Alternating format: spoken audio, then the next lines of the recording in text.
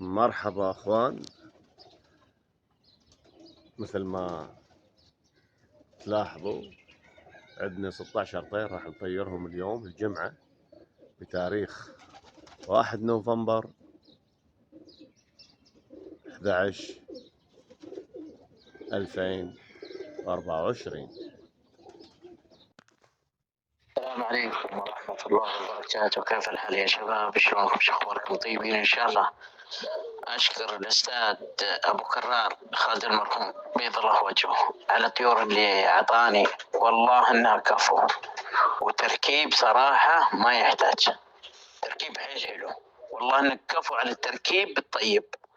والله الحمد لله ما شاء الله توفقت فيهن، خاصة اللاكات ما شاء الله تبارك الله، ما شاء الله تبارك الله.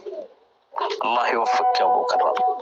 احلى طيور عندي هي اللي قاعده تطير الحين.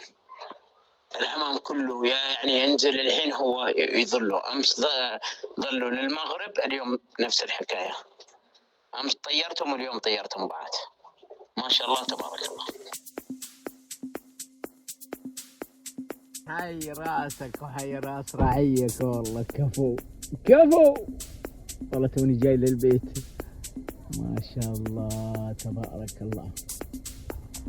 الله يوفقك يا استاذ خالد المرحوم، كفو كفو كفو حي. لحظة خل الطير ينزل، خل الطير ينزل، ما شاء الله ما شاء الله.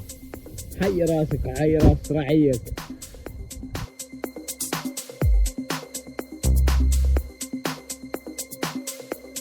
وينك يا خالد المرحوم؟ وينك يا ابو كرار؟